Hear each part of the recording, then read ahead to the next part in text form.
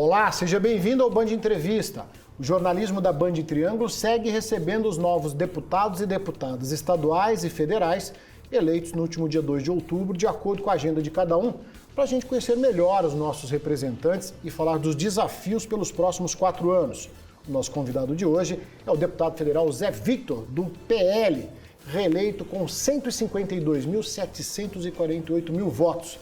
Zé Victor vai assumir o segundo mandato consecutivo na Câmara dos Deputados.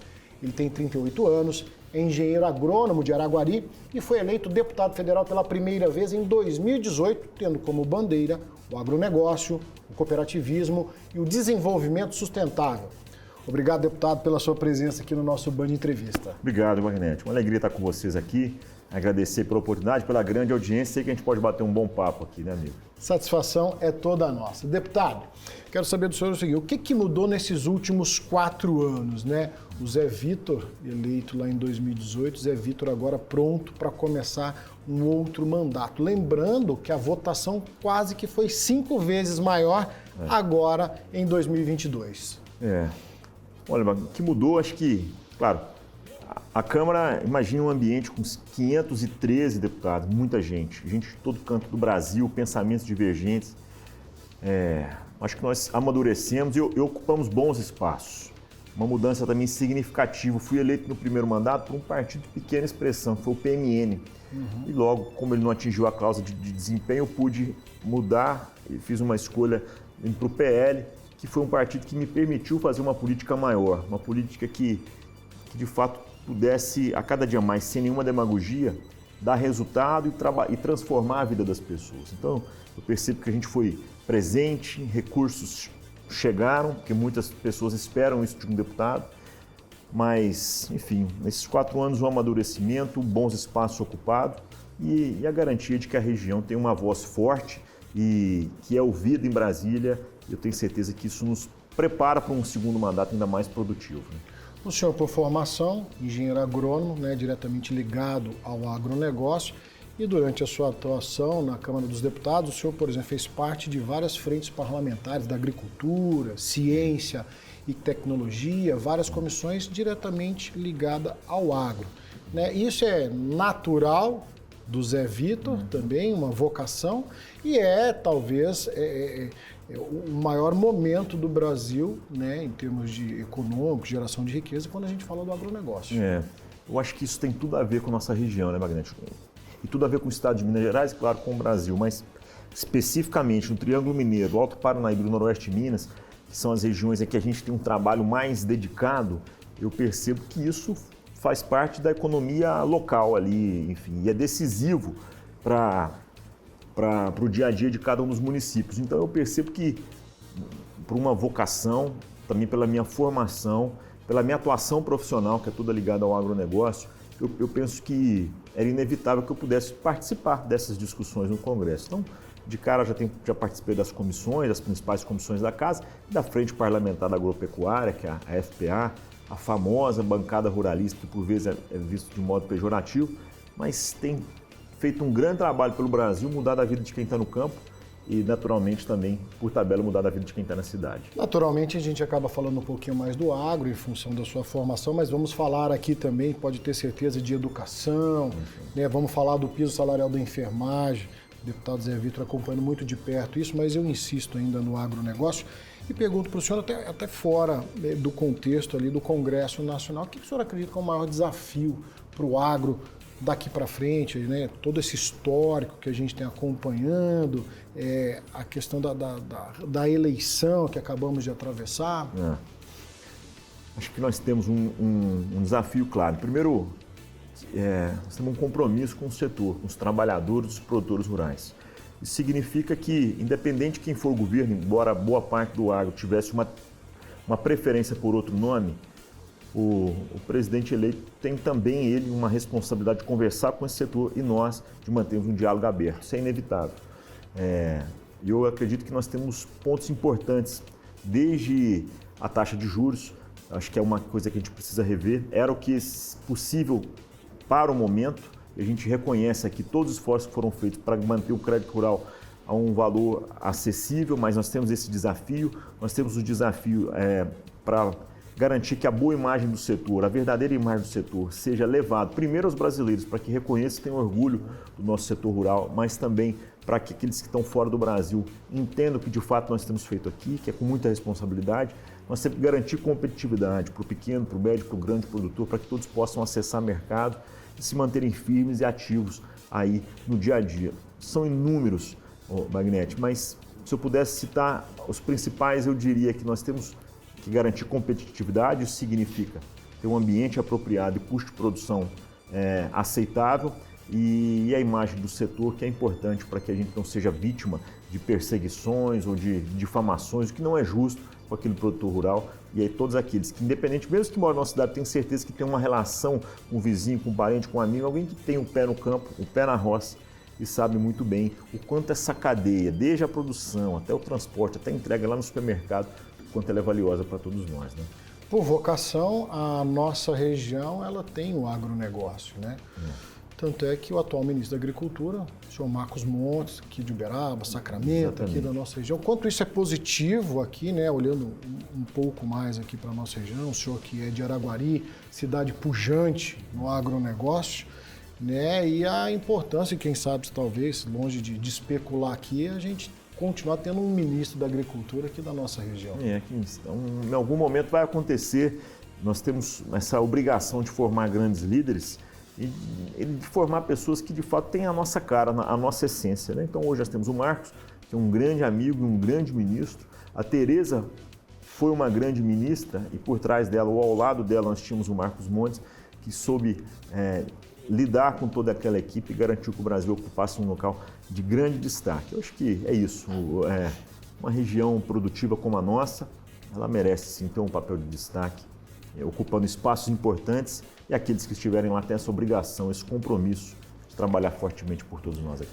Deputado, deixando um pouquinho o agronegócio de lado, mas falando de infraestrutura, e está diretamente ligado uma coisa com a outra, não pode se desvincular, mas em 2021 o senhor aí então esteve à frente do marco legal das rodovias, né? Das ferrovias. Das ferrovias. Isso. O senhor se debruçou sobre esse assunto, né? Como é que fica essa questão? Tanto se fala do transporte rodoviário no Brasil e sabendo das vantagens do transporte ferroviário, né? Que panorama que o senhor traz? Acho que elas são alinhadas, né? Nós temos uma matriz de transporte hoje no Brasil desequilibrada, aproximadamente 21% das cargas que a gente transporta no Brasil hoje vão por ferrovias, mas nós podemos, com os arranjos que nós fizemos na legislação, principalmente atraindo a iniciativa privada para esse negócio, nós podemos chegar a 35%, 40% do transporte brasileiro de cargas sendo levado sobre os trilhos. O que significa? Menor preço para quem está transportando, mais competitividade. Isso significa também para a dona de casa lá na ponta, alimento mais barato, produtos mais baratos. A gente transporta hoje, Baguete, até ovo em ferrovia, né? Então imagina a infinidade de oportunidades que nós temos nesse negócio. Então a ideia é exatamente equilibrar ou reequilibrar a matriz de transporte no Brasil. Fui o relator, a pedido do ministro Tarcísio, que sugeriu o meu nome, mas diante disso nós temos também a necessidade de boas rodovias. E a gente está aqui num ponto, se você me permitir, por favor, desse né? assunto. Tá tudo interligado. Interligado. Inclusive a gente propôs agora, na próxima semana, uma grande discussão, e os deputados da região também serão convidados a participarem, porque a gente tem que tratar de assuntos importantes. Para deixar claro, o que é a concessão da BR-365, o que é a concessão da BR-452. Relembrando, 365 nós estamos falando no trecho de Uberlândia a Patos de Minas, nós estamos falando da 452 entre Uberlândia e Araxá, também da 262, que é uma via importantíssima para nos ligar à capital do estado e a outras regiões, a 262 ali por Uberaba, Araxá, até Belo Horizonte. E nós temos a 153 aqui também no nosso Pontal, na região de Frutal, Prata, né? Passando ali até Araporã e segue por Goiás. Entre outras, essas são concessões, além da manutenção e recuperação de rodovias importantes como é a 364. Vamos tratar disso agora, mas isso é constante, Magnete. Rodovia é um assunto que mexe com a gente, porque fica explícito quando há um mau cuidado ou um mau serviço. Por isso nós temos nos debruçado tanto disso, e eu percebo que é uma luta constante, diária, e que a nossa região, estrategicamente tão bem localizada, é inevitável que ela tenha rodovias fortes e agora, como a gente disse há pouco, ferrovias também, inclusive com a nova ferrovia do Triângulo, que está previsto lá um investimento privado que nós asseguramos. Além, para encerrar essa parte de transportes, mas você vai ficar à vontade para perguntar mais, amigo, os aeroportos da nossa região, que também agora Uberlândia e Uberaba concedidos à iniciativa privada. E nós temos um grande programa de recuperação dos aeroportos regionais, Patos de Minas e Paracatu agora recebendo voos também comerciais, e aí uma série de outros que vão receber investimentos. O aeroporto de Araxá recém-reformado. Recém-reformado, muito bem lembrado. Nós temos Araguari, Tuiutaba também necessitando de patrocínio, necessitando de investimentos e que vão chegar.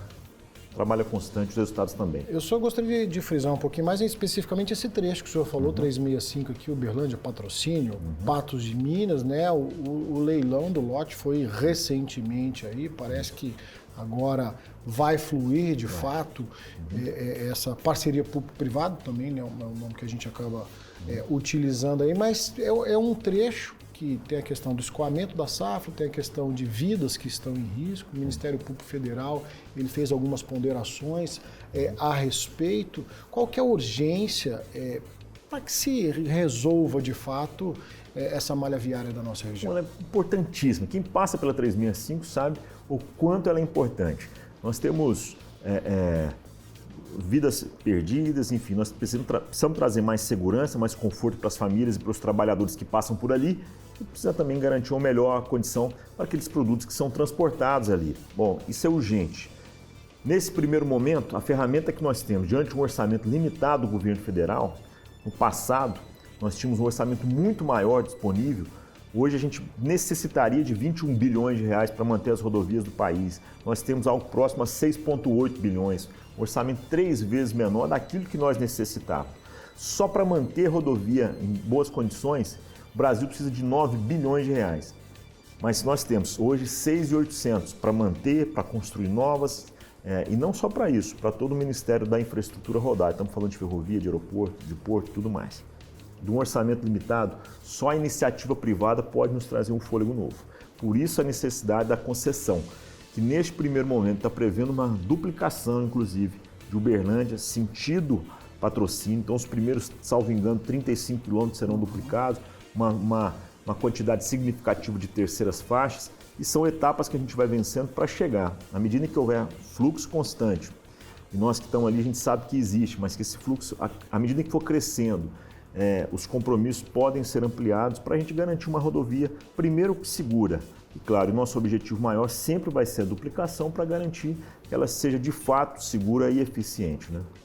Deputado, vou pedir licença ao senhor aqui, fazer um breve intervalo, depois a gente segue conversando aqui, tem muitos assuntos pertinentes. Boa entrevista de hoje, recebendo o deputado federal Zé Vitor, do PL, reeleito agora para o segundo mandato, ele que é de Araguari. Não saia daí, voltamos em seguida.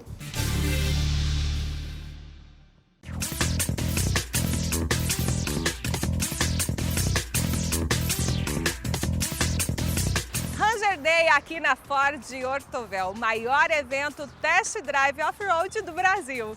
Venha pilotar a nova Ranger numa pista off-road radical com pilotos especializados. Viva uma experiência única com a nova Ford Ranger 2023, a picape mais robusta e premiada do Brasil, a melhor do mercado. Ford Ranger 2023 diesel 4x4 automática. Garanta a melhor condição do ano com os melhores descontos e as menores taxas. Exclusiva na Ranger Day, picapes à pronta entrega.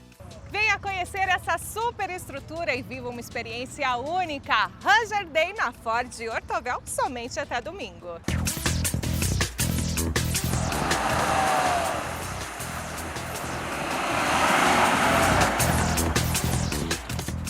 Natal Bahamas, o melhor precinho para fazer a festa. Farinha de trigo lunar premium, quilo 4,99. Bebida láctea Senil, litro 3,99. Coração da alcatra de prima 39,98 quilo. Coca-Cola menos açúcar 2,5 litros, 7,89. Brahma duplo malte 350 ml, 3,19. Vinho português Amor de Pias 26,90. Alimento para cães amigo 15 quilos, 59,90. Natal Bahamas, todo dia um presente em economia. Cuidar sem limites. Isso a Prefeitura faz bem. Nesse ano, investiu em vários projetos para a saúde dessa turma. Anota aí, parceria com clínicas particulares e ONGs para castração e microchipagem. Convênio com o Hospital Veterinário da UFO para animais vítimas de maus tratos. E castramóvel itinerante e nos distritos e comunidades rurais da cidade. Tudo pelo bem dessa galerinha que é animal.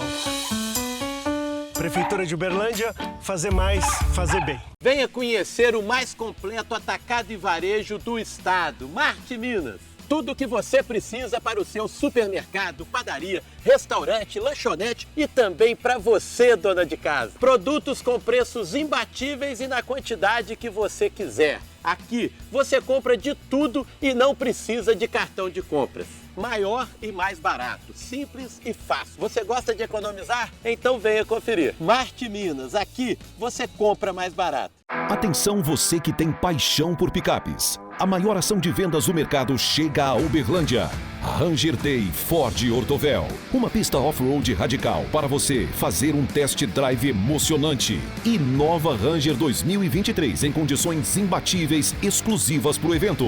Vem pilotar a picape raça forte do Brasil e escolher a sua. De 8 a 11 de dezembro, na Avenida Rondon Pacheco, esquina com a Quintino Bocaiúva. No Ranger Day Ford Ortovel. Band Entrevista de volta, hoje recebendo o deputado federal Zé Vitor, do PL, ele que é de Araguari, votação expressiva, agora para assumir o segundo mandato na Câmara dos Deputados. Deputado, mais uma vez, obrigado pela sua presença. Um assunto que eu tenho certeza que repercutiu em todo o Brasil e o senhor também se debruçou sobre ele na Câmara dos Deputados, foi o piso salarial da enfermagem, né? Houve-se uma discussão muito grande, prós e contras, recursos indo desfavorável ao piso. Como é que o senhor vê essa questão da valorização dos profissionais da saúde, né, essa polêmica toda que gerou Brasil afora? Eu acho que o piso da enfermagem é uma questão de justiça. Nós temos que reconhecer que a categoria não tem um piso profissional como outras categorias possuem. É claro que isso mexe com o orçamento público, porque nós temos que ter dinheiro para pagar isso. Isso mexe com o orçamento da rede privada, que também precisa ter dinheiro para pagar tudo isso. É um assunto complexo, mas que no primeiro momento nós já demos nosso recado. Nós somos favoráveis a que a categoria tenha um reconhecimento, e esse reconhecimento inicialmente vem por um salário um pouco melhor.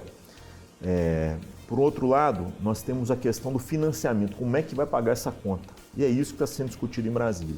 É um assunto melindroso, que requer muitos cuidados para garantir que a Santa Casa permaneça de porta aberta, que o Hospital Filantrópico mantenha de porta aberta, que a Prefeitura não tenha um serviço comprometido pela falta de dinheiro. A iniciativa privada também questionou, né? Principalmente a iniciativa privada, porque ela tem obrigações ali que, baseada no que há hoje, né?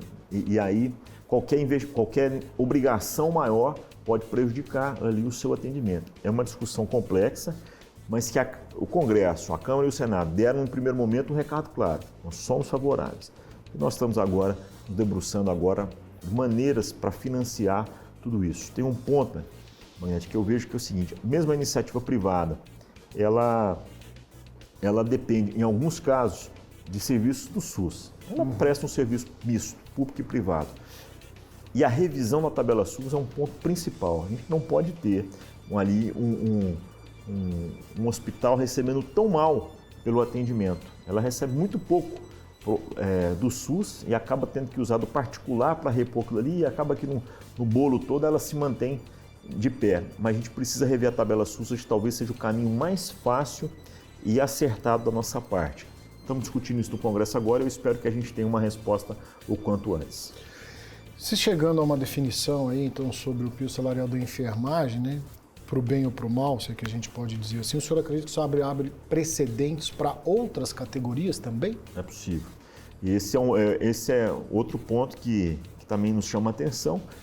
Acho que vai passar por uma grande revisão profissional e é uma grande discussão. O futuro do trabalho é uma grande discussão, né? Nós temos hoje um assunto interessante. Nós temos praticamente 1 milhão de pessoas trabalhando hoje no Uber, permitindo fazer uma menção a um serviço específico, embora hajam outros aplicativos também.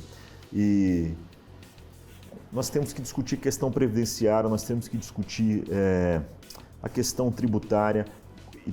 tudo isso nos cria um ambiente que vai fazer com que as categorias nos pressionem por melhores condições de trabalho, por melhor remuneração. Quando a gente trata do serviço público, é menos difícil, embora não seja fácil, porque aí você sabe o que vai acontecer. A prefeitura mesmo que vai ter que pagar mais, o governo estadual vai ter que pagar mais. Mas quando você envolve o privado, como você bem lembrou aqui, em relação à enfermagem, por exemplo, isso mexe com a vida de todo mundo.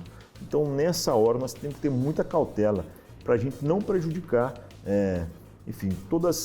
acabar prejudicando as categorias. Porque quando você cria um salário mínimo para que ela receba, pode ser que o empregador não tenha condição, obviamente, de manter aquela pessoa trabalhando. Então, ele vai procurar substituí-la ou então oferecer para outro para que faça o trabalho dobrado, para cobrir o trabalho dos dois, enfim, uma infinidade de questões que podem acontecer. Então, abre precedente, é algo que nos preocupa, mas o futuro do trabalho é algo que está sobre a mesa para a gente poder discutir agora.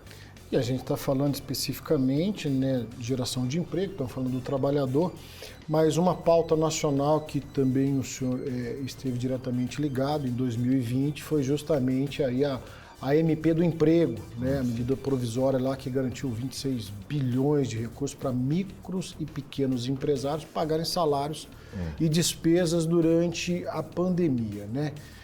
Pauta de discussão nacional. O que se tira disso, né, passados os anos duros da pandemia? A pandemia tem que nos deixar algum aprendizado, não é verdade? Covid, inclusive, agora voltando com uma força maior do que nos últimos meses. Já cabe aqui um parênteses para a gente poder ficar... Nós estamos atentos a essa situação, mas a pandemia ela nos deixou alguns legados. Inevitavelmente, tivemos perdas, vidas que não serão reparadas, infelizmente. A economia sentiu um pouco o baque de tudo isso. A SMP do emprego veio exatamente para isso, para poder garantir que as empresas tivessem recursos para pagar salário de funcionários a um prazo interessante, a um juro subsidiado. Também nessa MP nós aprovamos a questão do Pronamp, que permitiu aí que várias empresas, inclusive mais de 102 mil empresas de Minas Gerais, tiveram acesso ao Pronamp. Nessa medida provisória também tinha recursos para o Pronamp, que eram recursos para micro e pequenas empresas bancarem ali o seu dia a dia, capital de giro para essas empresas. Mas a pandemia nos deixou aprendizados, né? Que a economia tem o seu valor, que as vidas não, enfim, acima de tudo estão as vidas, mas que a economia tem o seu valor e é necessário mantê-la saudável também. Mostrou a fragilidade do sistema de saúde, que poderia estar mais preparado, mas nós optamos, sem demagogia aqui da minha parte, mas nós escolhemos, enquanto Brasil, lá atrás, por exemplo, fazer estádio de futebol ao invés de estruturar unidades de saúde, e a gente pagou por todas essas escolhas erradas que nós fizemos, que a gente não pode permitir que sejam erroneamente tomadas mais uma vez. Daqui por diante, seguir adiante, seguir trabalhando para garantir um Brasil mais eficiente, inclusive na saúde. Nós temos muitos exames e filas, exames e consultas, filas de exames e consultas aí nas secretarias municipais. Esse é um desafio agora, já para o próximo ano, para que a gente possa tirar isso da nossa frente e garantir que as pessoas tenham acesso à boa saúde. Isso passa, primeiramente, obviamente, por recursos, por isso nós estamos atentos no orçamento para que não falte o mínimo possível, né? Nesse primeiro mandato, o senhor tentou priorizar pelo menos 90 municípios da região aqui com verbas destinadas justamente à saúde, né? Quanto o senhor acha que é possível avançar agora nesse segundo desafio? Se nós tem dois pontos que eu acredito que são necessários.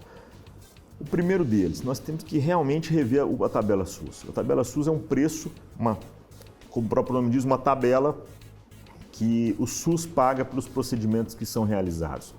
Está totalmente defasado. O valor que paga por um hemograma hoje é muito pequeno, perto do que ele realmente deveria valer. Então nós temos prestadores de serviço pouco estimulados ou desestimulados, nós temos hospitais em dificuldade, os parceiros da saúde, todos eles enfrentando dificuldades, a gente precisa rever isso. Por outro lado, nós precisamos encontrar novas fontes de financiamento, ou melhor, rever o nosso financiamento a começar pela saúde básica, porque nós temos que tornar as unidades cada vez mais eficientes. O que significa? encontrar maneiras de estabelecer uma produtividade que seja possível para o colaborador, para o trabalhador, para o servidor público exercer, mas que de fato atenda a demanda da comunidade. Tenho pensado muito nisso. Tem dados, tem desafios enormes, Bagnete. Para não tomar muito nosso tempo aqui, aproximadamente 25% que o SUS investe ou gasta, no nome que a gente quiser dar, hoje é devido a acidentes de trânsito.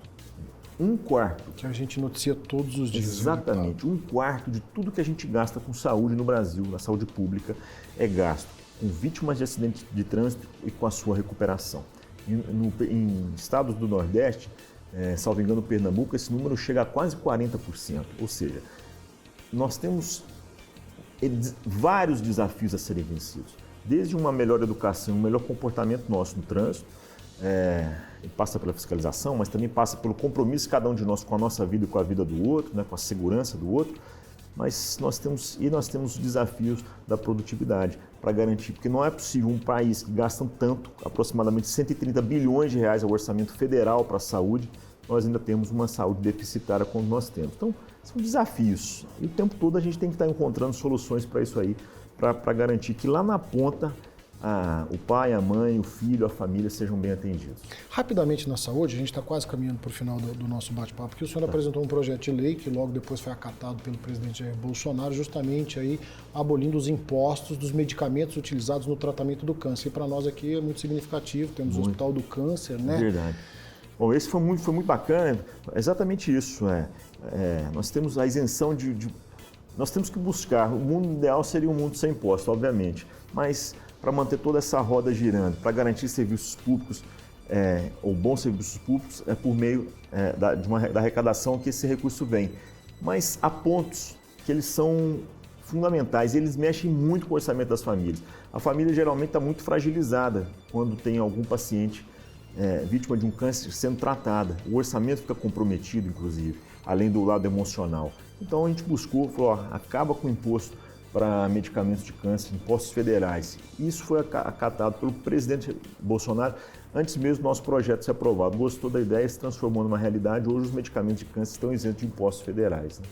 Deputado, como é que o senhor vê esse novo momento lá no Congresso Nacional e também na Assembleia Legislativa em Belo Horizonte, né, com essa expressiva votação que tivemos na nossa região, né, Triângulo Mineiro, Alto Paranaíba, noroeste do estado, aí, com a grande representatividade, se somar as duas casas de leis, aí temos 18 representantes da região. Como é que o senhor vê esse momento aqui para a nossa região aqui? Felizmente, a nossa região mostrando maturidade, mostrando que quer participar das grandes discussões de Brasília e de Belo Horizonte. Nós temos bons nomes nos defendendo, nos representando. Obviamente, em algum momento ou outro, a gente vai divergir de algum posicionamento, é natural que isso aconteça, mas eu estou extremamente esperançoso. Belo Horizonte, uma Assembleia mais fortalecida com os novos nomes que chegaram aqui no Triângulo, Alto Paranaíba e Noroeste de Minas, e a Câmara Federal, a gente conseguiu manter o número de parlamentares aqui da nossa região, se comparado ao passado, um perfil um pouco diferente agora, né? Mais mesclado. Antes nós tínhamos nomes mais à direita, hoje um perfil mais dividido. Eu particularmente sei da nossa responsabilidade de fiscalizar, nesse próximo mandato, mais do que nunca, seria um deputado fiscalizador, um deputado que quer garantir as contas públicas organizadas, equilibradas, um deputado que tem um compromisso com a sociedade. Eu sei que o compromisso com o social passa também pelo compromisso fiscal, então eu vejo que nós não podemos voltar atrás num passado de sujeira, de corrupção. O Brasil deu um recado que quer avançar nos últimos anos, nós temos avançado, a menor inflação se comparada aos Estados Unidos e Europa, um crescimento maior do que os Estados Unidos e Europa nos últimos meses, uma taxa de desemprego menor dos últimos 5, 6, 7 anos, enfim. Então nós temos desafios importantes, já demos o tom de que caminhos queremos seguir e é baseado nisso que nós vamos trabalhar. Deputado, costumo falar aqui que nosso assunto está longe de se esgotar, mas infelizmente nosso tempo se esgotou. Em nome do Grupo Bandeirantes, da Band Triângulo, quero agradecer a presença do senhor aqui no nosso Band Entrevista. Muito obrigado mesmo, sempre à disposição, uma alegria estar com vocês aqui e colocar à disposição de toda a comunidade da região mesmo. Coincidentemente, a região de atuação da Band é a nossa atuação política, nós temos muito que trocar informações mesmo, é verdade? Muito obrigado, um grande abraço para todo mundo. A primeira de várias entrevistas, muito obrigado, senhor. Deputado Federal Zé Victor, do PL, reeleito aí com 152.748 votos, conversando conosco no Band Entrevista. A você, o nosso muito obrigado. Nos encontramos no próximo programa.